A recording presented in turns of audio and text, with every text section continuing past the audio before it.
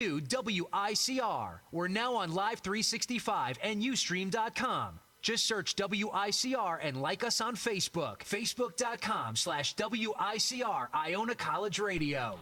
All right, we're live, guys. What's up? How you guys What's doing? How you guys Everybody's doing? wetting here. Doing Rain very well. outside. The flood outside. The Flood crazy outside. I Flood just swim outside. my way here. Thank God that the office is still all right.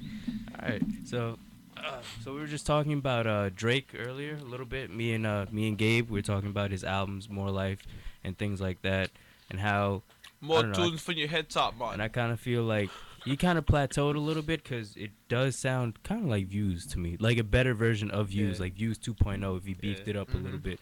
You got more features and stuff like that, but it kind of just basically sounds the same. You know, you had your Controller, One Dance, now you have your Blem, Madiba Rhythm, Passion Fruit. You just get that same kind of feel from both albums. You got that. And now with the whole music industry now, I was listening to an artist called Russ. He was telling me about an artist called Goldlink with, social media and stuff like that. You know, you have so many choices of artists to listen to and to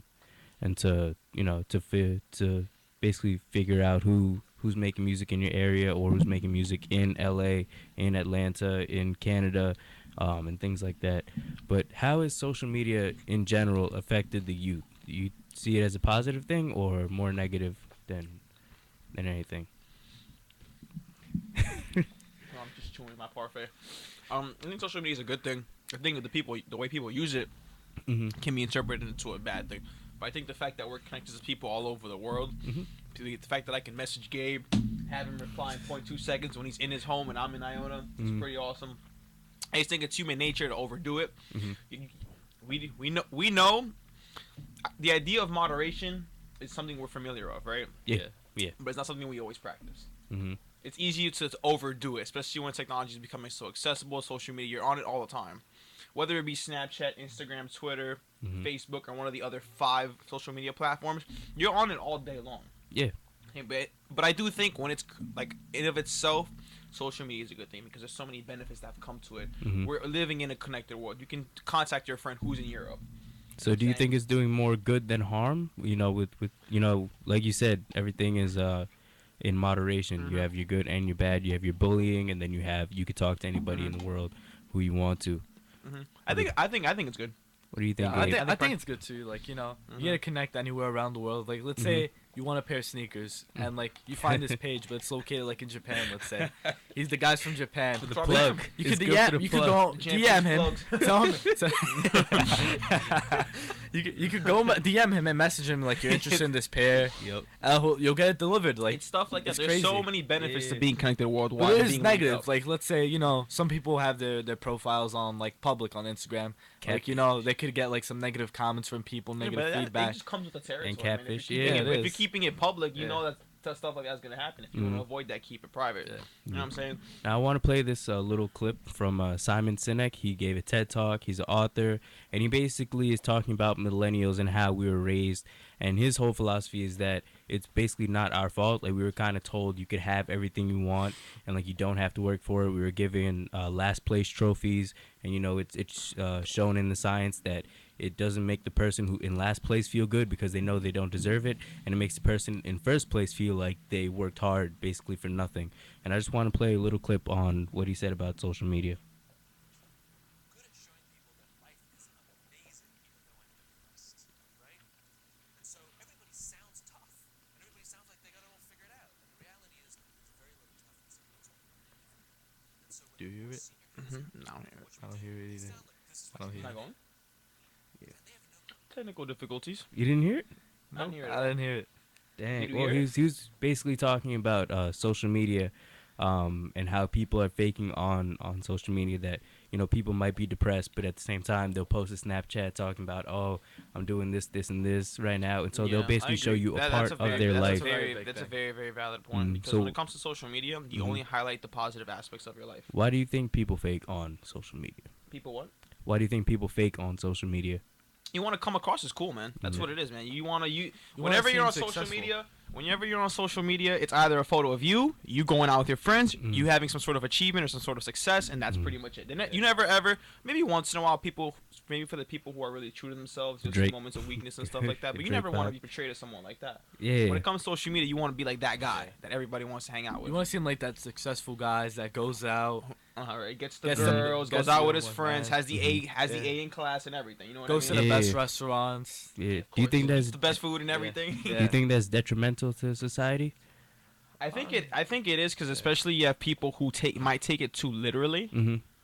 Like you might be following somebody, like let's say you follow an artist, you follow Drake, you follow Future, and all of them. Yeah. Like, you never see all their posts are them either with other celebrities, them on private jets, them in Europe Yeah. and stuff like that. They're not, Yeah, they're not gonna doubts and stuff, post yeah. them Mhm. saying, "Oh, I have doubts about the album." You know what I mean? Mm-hmm. And it can affect the perception of how you see people because if social media is all you're exposed to, that's all you see. Then you start comparing your life to it. Yeah. So let's say you're a depressed college kid who doesn't go out at all, right? But you have a bunch of college friends on social media who all they do is go out. Yeah. Mhm. And that's all you know them for. Mhm. You're gonna feel inadequate. You know what I mean? Mm-hmm. You don't Yeah. feel like you're not cool enough. Yeah, like, exactly. You're not experienced college than like they do. You're not getting the fullest Mhm. experience, as they say. But definitely, like you guys said, it has created more opportunities for people. You know, Mhm. in music, in entertainment I in think general. entertainment You is could probably actually one get of the biggest even benefits. probably internships through Instagram. get Like there's certain internships. companies that Mhm. have their You You do Mhm. social media Instagram page. promotions and stuff like that. And Yeah, there's- there's Exactly. positions for social media now. That's how Yeah. big Yeah. it's becoming. That's why I was saying like people wanting to bring old jobs back. I'm like, there's jobs for Twitter now. Like you're not gonna get some of your jobs back that you That's had what I'm before. saying, man. Back They then. have someone who's like in charge of the Twitter. It's crazy charge because of I feel like Instagram. nowadays, if you want to get into like marketing and advertising, you have to be adept with social media. You have to be very I'm not social saying savvy. I'm not saying you have to have 5,000 followers, but you gotta like Yeah. at least know how to maneuver and know how to work your way around it. You know what I mean? And what do you think about the privacy with social media? You know, one thing that happened this week with the Trump administration, we're going to talk about that a little bit later, but it was the whole aspect of privacy. Before you had Facebook and Google, you made an account and they had your information, but you knew that, you know, once you join them, then they have that, then they could keep it and they could, you know, store it wherever they store it. But now Trump, he wanted to push it a little bit further so that internet service providers like Verizon, AT&T, Comcast can take your internet browsing history and sell it to companies, so they could, you know, give it to the highest bidder. So whoever wants your information, things like that, then they could purchase it, your browsing history, and do that with it. So that's another. What do you guys think about that? You know, that's another thing, another downside of social media. What do you think about the whole privacy aspect? And you know, everybody wants privacy, but it's, you know, kind of hard to keep it with social media. Yeah, like that's one of probably the downside of social media. Like you can't keep everything private. Like Mhm. there's I some mean, there's things. definitely things in place that you can't put. Like you can make your Yeah. profile private, have Mhm. only your closest friends on it, Yeah. but I feel like still your information is out there. Yeah. Whether it be like, let's say you have that Facebook profile that's private and you only have 10 friends, Yeah. Facebook still has your information. Yeah. Yeah. You know what I'm saying? But personally, I feel like the information thing, I think it kind of gets blown out of proportion because unless I don't know what they would use my personal information for. Like it's probably only going to be used for marketing or advertising. Yeah, you get your First of all, they ads don't have catered to you. really personal information. All they have really is your email, your date of It's birth. not. and It's your not like name. they're gonna leak my entire address and my social security. No, Yeah. they're just Yeah, gonna yeah. give it to telemarketers and have them call me, and I'll just be like, Yeah. no, Mhm. hang up. Yeah. Do you Same think? thing like when you get those annoying emails from like all Yeah, those the companies. spam and stuff. emails and all Yeah. that stuff. Yeah.